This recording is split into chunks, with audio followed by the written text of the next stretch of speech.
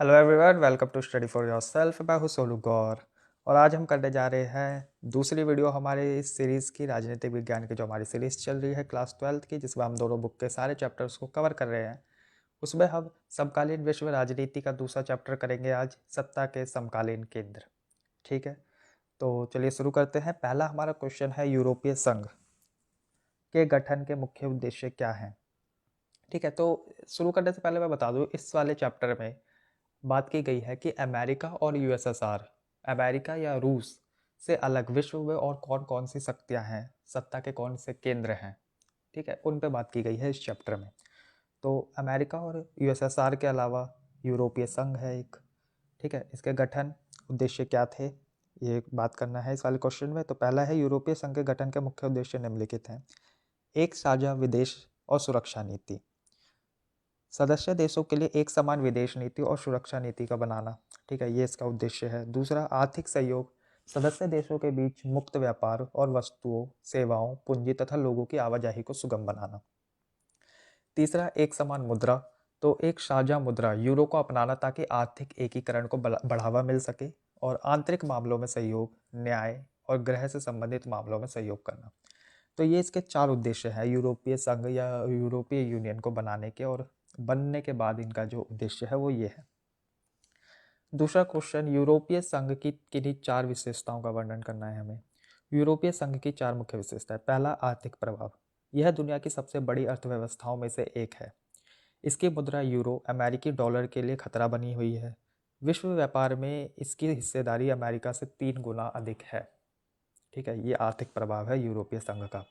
दूसरा, राजनीतिक प्रभाव, इसके दो सदस्य देश फ्रांस और ब्रिटेन, हालांकि ब्रिटेन अब बाहर हो चुका है, लेकिन संयुक्त राष्ट्र सुरक्षा परिषद यूएनएससी के सदस्य, स्थायी सदस्य रहे हैं। मतलब फ्रांस अभी भी स्थायी सदस्य है, ब्रिटेन था पर अब नहीं है। सैन्य शक्ति, तो यूरोपीय संघ के पास दुनिया की दूसरी सबसे बड़ी सेना है। इसका कुल रक्षा बजट अमेरिका के बाद दूसरा स्थान पर है।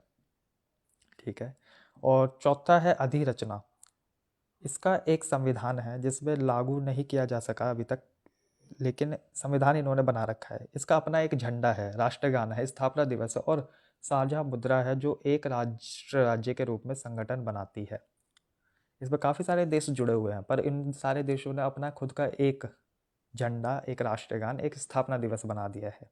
एक साझा मुद्रा भी इन्होंने बना ली है, जिससे क्या हो जाता है कि एक राष्ट्र राज्य के रूप में ये संगठन उभर के आता है। तो ये इसके चार वो हैं विशेषताएं, ठीक है, यूरोपीय संघ की, जो इसे विश्व स्तर पर भी काफ़ी मजबूत बनाती है।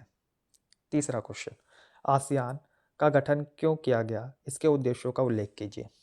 अब आसियान क्या है और इसका गठन क्यों किया गया। तो गठन, दक्षिण पूर्वी एशिया राष्ट्रों का संगठन। ठीक है, इसकी फुल फॉर्म है ये association of south east Asian Nations, ASEAN, की स्थापना 1967 में बैंकॉक घोषणा के द्वारा 5 देशों इंडोनेशिया, मलेशिया, फिलीपींस, सिंगापुर और थाईलैंड ने मिलकर की थी। ठीक है, ये इसके संस्थापक देश रहे हैं 5। उद्देश्य, उद्देश्य क्या है, तो आर्थिक विकास में तेजी लाना और सामाजिक सांस्कृतिक का विकास करना। ठीक है, अब सदस्य देशों की जो आर्थिक विकास है उसमें तेजी लाना है और सामाजिक सांस्कृतिक विकास करना है। क्षेत्रीय शांति और स्थिरता को बढ़ावा देना है। ठीक है, सदस्य देशों की जो क्षेत्रीय शांति है और जो स्थिरता बनी हुई है उसे बढ़ावा देना है। ठीक है, अस्थिरता पैदा ना हो सके। सदस्य देशों के बीच कानून के शासन और संयुक्त राष्ट्र चार्टर के सिद्धांतों पर आधारित सहयोग को बढ़ावा देना है। ठीक है, ये 3 उद्देश्य हो गए। आसियान के बारे में हमने देख लिया कब बना और कौन से इसके मुख्य देश रहे। आसियान शैली, ठीक है, अब आसियान के बाद हम आसियान शैली को समझते हैं। क्या है आसियान शैली, तो अर्थ, आसियान सदस्यों के बीच सहयोग का एक अनौपचारिक, टकराव रहित और सहयोगात्मक तरीका, ठीक है, जो इन्होंने अपना रखा है उसे इन्होंने आसियान शैली कहा। विशेषता क्या है, तो संप्रभुता का सम्मान, सदस्य देश एक दूसरे की संप्रभुता का पूरा सम्मान करते हैं। दूसरा, अनौपचारिकता, औपचारिक बैठकों में सदस्य ज़्यादा अनौपचारिक परामर्श और सहमति पर बल दिया गया है। ठीक है, ये नहीं कि किसी भी मुद्दे पर ये औपचारिक बैठक हो जाती है, नहीं, अनौपचारिक रूप से भी बातें करके ये समाधान निकाल लेते हैं, सहमति बना लेते हैं। तीसरा, टकराव से बचना, किसी भी मुद्दे पर सहमति बनाकर आम सहमति से हल निकालने पर जोर दिया जाता है, ना कि बहुमत पर आधारित निर्णय पर। ठीक है, कोई टकराव नहीं, किसी भी मुद्दे पर सहमति बनाई जाती है, तो कि जो कि इधर के सदस्य राष्ट्र हैं वो आपस में सहमति बनाते हैं, उस पर जोर देते हैं, और ना कि बहुमत पर कि जो सबसे ज़्यादा बहुमत मिल रहा है उसी को मुद्दे को हम लेते हैं। ऐसा नहीं, टकराव से बचते हैं, ये सहमति बनाते हैं अपने बीच में। तो ये आसियान शैली की विशेषताएं हैं जो कि काफ़ी अच्छी मानी जाती है विश्व में भर में। पांचवा क्वेश्चन है, आसियान समुदाय के मुख्य स्तंभ कौन से हैं? आसियान ने 2003 में आसियान समुदाय बनाने की दिशा में कदम बढ़ाया, जिसके 3 मुख्य स्तंभ रखे। पहला, आसियान सुरक्षा समुदाय, आसियान सिक्योरिटी कम्युनिटी ASC। इसका उद्देश्य क्षेत्रीय विवादों को सैन्य टकराव तक जाने से पहले सुलझाना और सदस्य देशों के बीच शांति सुनिश्चित करना है। दूसरा, आसियान आर्थिक समुदाय, आसियान इकोनॉमिक्स कम्युनिटी AEC। इसका उद्देश्य एक साझा बाजार और उत्पादन आधार बनाना है, जिससे क्षेत्र में आर्थिक विकास हो सके। आसियान सामाजिक सांस्कृतिक समुदाय, ठीक है, ASCC। इसका उद्देश्य आसियान देशों के लोगों के बीच सामाजिक और सांस्कृतिक सहयोग को बढ़ावा देना है। छठा क्वेश्चन, चीन के तेजी से बढ़ते आर्थिक उदय के लिए उत्तरदायी कारक कौन से हैं? कोई 4 बताने हैं। चीन का जो तेजी से बढ़ता हुआ आर्थिक महत्व है वो उसके क्या वो हैं उत्तरदायी कारक, वो बताने हमें। पहला, सोवियत मॉडल का परित्याग। 1970 के दशक में राजनीति और आर्थिक एकांतवास को खत्म करना। ठीक है, सोवियत का जो उन्होंने मॉडल अपना रखा था, समाजवादी मॉडल, उसको उन्होंने परित्याग कर दिया, उसको 1970 के बाद से खत्म कर दिया। खुले द्वार की नीति, ओपन डोर पॉलिसी। 1978 में डेंग सियाओपिंग द्वारा शुरू की गई इस नीति ने विदेशी निवेश को आकर्षित किया। ठीक है, जैसे पहले ये सिर्फ देश के अंदर अंदर जो व्यापार करते थे उसे उन्होंने छोड़कर खुले द्वार की नीति को अपनाया और विश्व भर के लिए अपने देश के आर्थिक अर्थव्यवस्था को खोल दिया। 1978 में डेंग सियाओपिंग के द्वारा किया गया था ये। और चरणीय सुधार, 1982 में खेती का निजीकरण किया गया। 1998 में उद्योगों का निजीकरण और विशेष आर्थिक क्षेत्र सेज का निर्माण करवाया गया। ठीक है, और विश्व व्यापार संगठन WTO की सदस्यता, 2001 में WTO में शामिल होने से चीन को अंतर्राष्ट्रीय बाजार में एक बड़ा मंच मिल गया। तो चीन ने ये तरीके अपनाए जिससे वजह से उसका आर्थिक उदय हुआ और काफ़ी तेज़ी से चीन की अर्थव्यवस्था आगे बढ़ी। 7वां क्वेश्चन, चीन की खुले द्वार की नीति का वर्णन कीजिए। खुले द्वार की नीति क्या है चीन की जो उसने अपनाई अपने आर्थिक विकास में?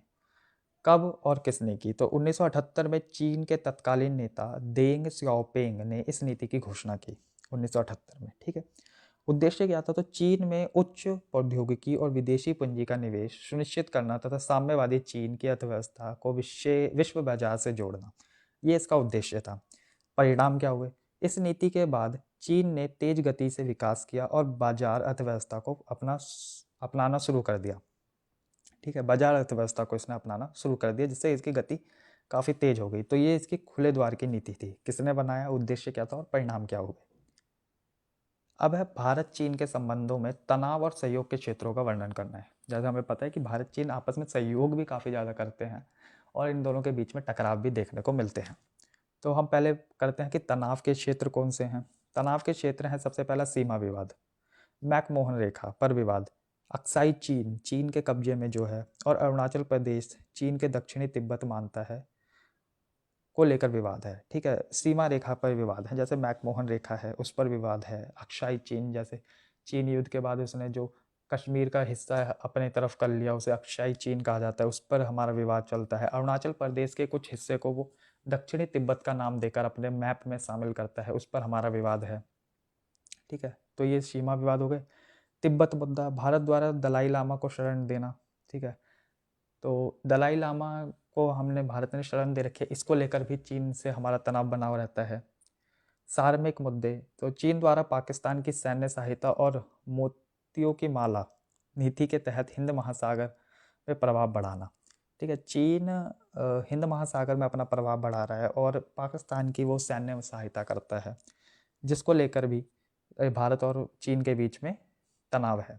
सहयोग, अब ये तो तनाव हो गए, सहयोग को बटें तो सहयोग, आर्थिक सहयोग में क्या है कि दोनों देश विश्व व्यापार संगठन WTO में एक साथ काम करते हैं। 1999 के बाद व्यापार 30% प्रति वर्ष दर से बढ़ा है।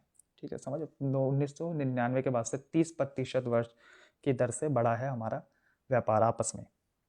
वैश्विक मंच, तो वैश्विक स्तर पर दोनों देश विकासशील राष्ट्रों के हितों को बढ़ाने के लिए सहयोग करते हैं, अच्छी बात है। और पर्यावरण और ऊर्जा, दोनों देश जलवायु परिवर्तन और ऊर्जा की बढ़ती मांग पर संयुक्त रणनीति बनाते हैं। तो ये हमारे सहयोग के मुद्दे हो गए। 9वां क्वेश्चन है, एक उभरती हुई शक्ति के रूप में जापान की विशेषताओं का वर्णन कीजिए। अब हम जापान की बात करते हैं कि जापान एक उभरती हुई शक्ति है। क्या विशेषताएं हैं इसकी? तो पहला कि ये आर्थिक महाशक्ति, यह दुनिया की तीसरी सबसे बड़ी अर्थव्यवस्था अमेरिका और चीन के बाद है, ठीक है। औद्योगिक और तकनीकी उन्नति, जापान उन्नत प्रौद्योगिकी विशेष रूप से ऑटोमोबाइल और इलेक्ट्रॉनिक्स के क्षेत्र में विश्व का नेतृत्व करता है। औद्योगिक और तकनीकी में काफ़ी ज़्यादा उन्नत है जापान। रक्षा बजट, जापान अपने सकल घरेलू उत्पाद का केवल 1% रक्षा पर खर्च करता है, फिर भी यह सैन्य खर्च के मामले में दुनिया के सबसे शीर्ष देशों में आता है। चौथा, संयुक्त राष्ट्र के प्रभाव, जापान संयुक्त राष्ट्र को सबसे अधिक दान देने वाला देशों में शामिल है और यूएनएससी में स्थायी सदस्यता के लिए प्रबल दावेदार भी है, ठीक है। तो ये 4 पॉइंट हो गए। जापान कैसे हो एक उभरती हुई महाशक्ति है, ठीक है, उसकी विशेषताएं हो गई। 10वां क्वेश्चन है, एक उभरती हुई शक्ति के रूप में भारत के किन्हीं चार, अब जापान की बात होगी, भारत भी कैसे एक उभरती हुई शक्ति है उसकी विशेषता बतानी है। तो सबसे बड़ा लोकतंत्र, भारत दुनिया का सबसे बड़ा लोकतांत्रिक देश है जो इसकी राजनीतिक स्थिरता का प्रतीक है। आर्थिक विकास, भारत की अर्थव्यवस्था दुनिया की सबसे तेज गति से बढ़ने वाली अर्थव्यवस्था में से एक है। सैन्य शक्ति, भारत के पास एक बड़ी और आधुनिक सेना है, यह परमाणु हथियार रखने वाला देश भी है। सांस्कृतिक और रणनीतिक महत्व, भारत की संस्कृति विविध और गहरी है, यह गुट निरपेक्ष आंदोलन का संस्थापक सदस्य रहा है और संयुक्त राष्ट्र का तथा G20 जैसे विश्व मंचों पर एक महत्वपूर्ण भूमिका निभाता है। तो ये पॉइंट्स हो गए भारत के लिए कि भारत क्यों एक उभरती हुई महाशक्ति है और इसकी विशेषताएं क्या क्या हैं। 11वां क्वेश्चन है, ब्राज़ील, रूस, भारत, चीन और दक्षिण अफ्रीका ब्रिक्स यानी संगठन की स्थापना क्यों की गई? ब्रिक्स की स्थापना क्यों की गई ये हमें बताना है। तो उद्देश्य, ब्रिक्स की स्थापना इन 5 प्रमुख उभरती अर्थव्यवस्थाओं के बीच राजनीतिक, आर्थिक और क्षेत्रीय सहयोग को बढ़ावा देने के लिए की गई, ठीक है। लक्ष्य इसमें रखा गया कि यह पश्चिमी देशों के वर्चस्व वाली अंतर्राष्ट्रीय संस्था जैसे IMF, विश्व बैंक के मुकाबले में एक वैकल्पिक आर्थिक और राजनीतिक शक्ति केंद्र बनाना चाहता है, ये लक्ष्य है ब्रिक्स का। और मुख्य उपलब्धि अगर हम बात करें तो न्यू डेवलपमेंट बैंक NDB की स्थापना, जिसका उद्देश्य सदस्य देशों और अन्य विकासशील देशों में बुनियादी ढांचे और सतत विकास परियोजना को वित्त प्रदान करना है, ये हमने उपलब्धि करी है। तो ब्राज़ील, रूस और भारत, चीन और दक्षिण अफ्रीका के द्वारा जो ब्रिक्स बनाया गया है मिलकर, ये उसका उद्देश्य हो गया। क्यों बनाया गया है, इसने लक्ष्य क्या रखा है और उसने क्या उपलब्धि अभी तक हासिल की है सबसे अच्छी, तो NDB का स्थापना की है। 12वां क्वेश्चन, भारत के साथ आसियान देशों के बढ़ते सहयोग का क्या कारण है? आसियान के साथ हमारे जो सहयोग बढ़ रहे हैं भारत के, उसका क्या कारण है? तो पहला है एक्ट ईस्ट नीति।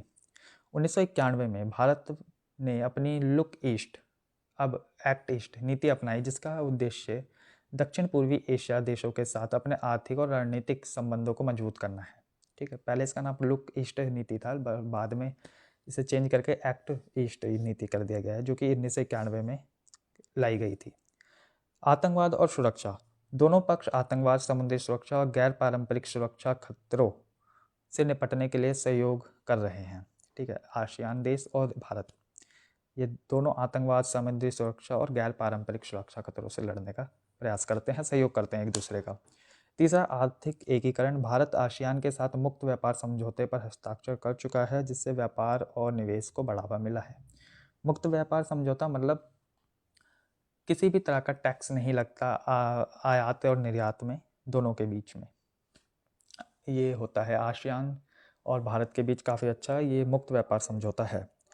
चीन का प्रभाव, आसियान देश चीन के बढ़ते क्षेत्रीय प्रभाव को संतुलित करने के लिए भारत को एक महत्वपूर्ण सहयोगी के रूप में देखते हैं, ठीक है। क्योंकि भारत और आसियान दोनों ही चाहते हैं कि चीन का जो प्रभाव है वो ज़्यादा ना बढ़ पाए, वो कंट्रोल में रह सके, तो उसके लिए वो आपस में एक दूसरे का सहयोग करते हैं। तो इसलिए भारत और आसियान एक दूसरे के सहयोग में महत्वपूर्ण भूमिका निभाते हैं। तो ये हो गए आपके 12 क्वेश्चन चैप्टर नंबर 2 से, सत्ता के समकालीन केंद्र। आपको इसकी PDF अवेलेबल हो जाएगी टेलीग्राम चैनल पे, वहाँ से आप इसको डाउनलोड करके अपने नोट्स बना सकते हैं और अपनी तैयारी कर सकते हैं। तब तक के लिए थैंक यू, जय हिंद।